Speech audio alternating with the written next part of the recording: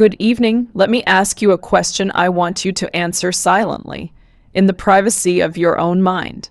How many conversations have you had this week about your cardiovascular health, your prostate, maybe even your libido?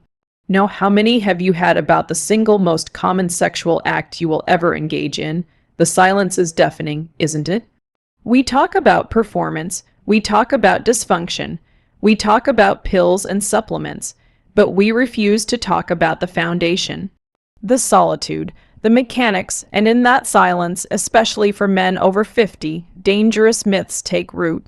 Myths that are quietly draining vitality, clouding clarity, and sabotaging relationships. I'm here tonight to break that silence.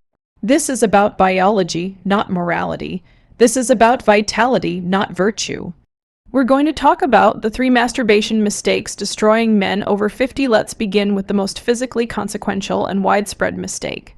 One that operates under a simple, brutal mechanic adaptation. The penis, specifically the nerve-rich glands and shaft, is designed to be exquisitely sensitive. Its purpose is to translate subtle friction, temperature, and pressure into signals of pleasure, building a crescendo of sensation that culminates in climax. However, the nervous system is not a passive receiver.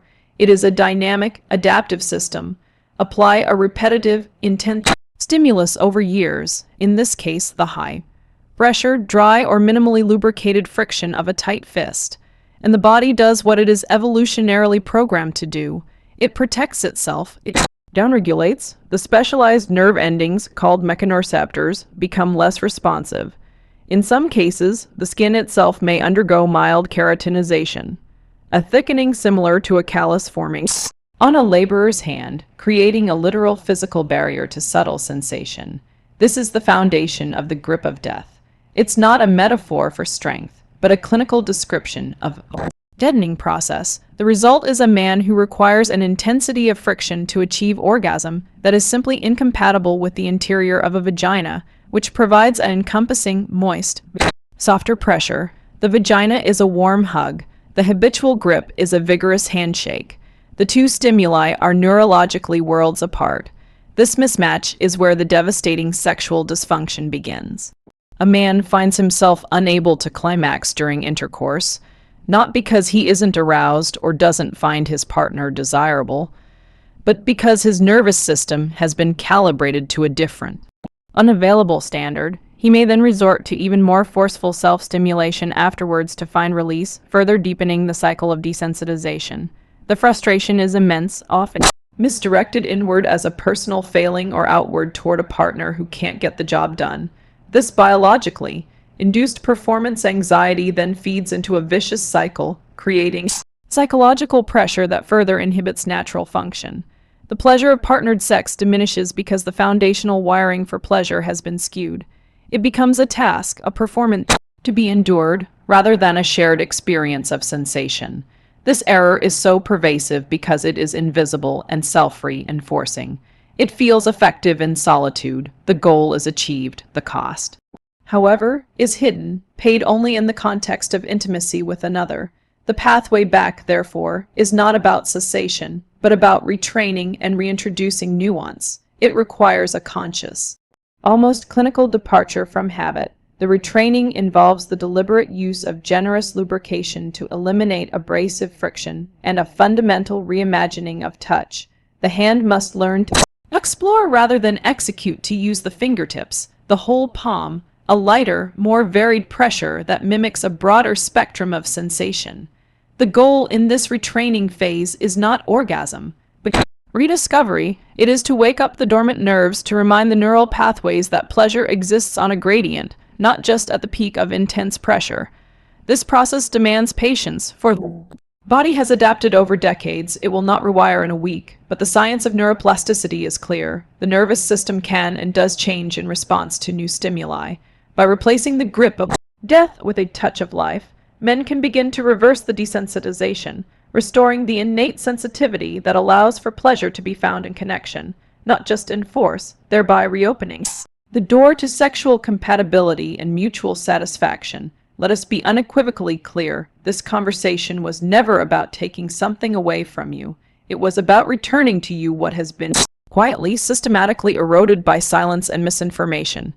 We began by shattering that silence, by naming the unspoken routines that have been relegated to the shadows of men's health.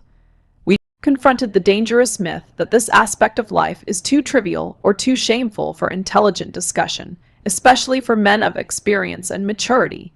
In doing so, we have taken the first and most critical step out of the prison of isolation and into the light of conscious, empowered understanding.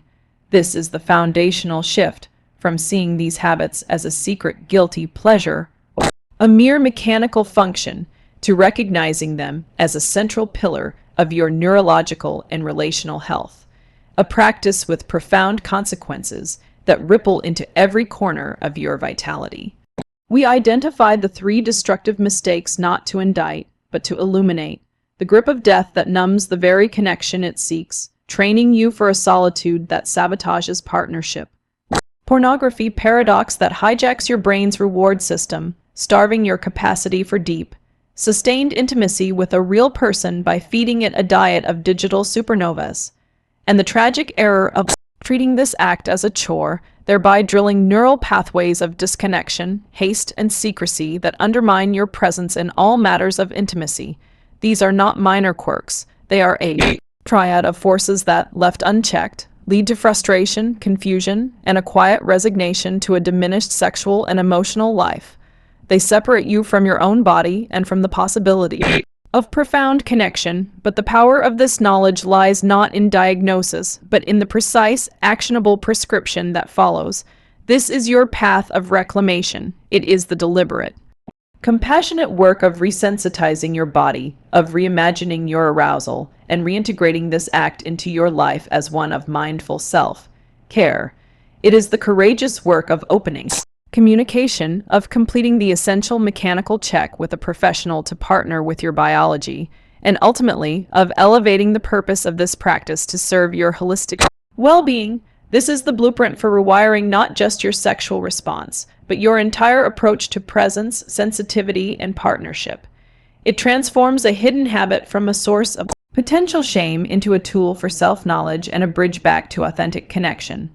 Therefore, step forward from this moment not with a burden of new rules, but with the liberation of new understanding. You are now equipped with the science and the strategy to turn this solitary act from a drain on your vitality into a source of its renewal. This is about claiming a smarter, more integrated masculinity for the decades ahead, one defined not by loss, but by deeper awareness, not by silent struggle, but by intelligent practice. The goal is within your grasp, to bring a more sensitive, present, and connected self to your own life and to your relationships. The work begins not with a dramatic overhaul, but with your next conscious choice. Choose wisely. Choose for your vitality. Thank you so much for watching. If this conversation resonated with you, if it sparked a moment of recognition or a question you've been too hesitant to ask, then please do this for yourself and for others who need to hear it, like this video and subscribe to the channel. Your subscription is not just a number, it's a signal. It tells the algorithm that mature, direct, and science-backed conversations about men's health are vital and wanted. It helps this message reach the man in his quiet search for answers, who needs to know he's not alone and that there is a path forward. Don't miss what comes next. Click that notification bell. We will continue to break taboos with clarity and compassion, addressing the real, often unspoken, issues that define your vitality and well-being in the second half of life. This is your health. This is your vitality. Take this information, use it, and own your journey. Until next time, be well, good. Bye.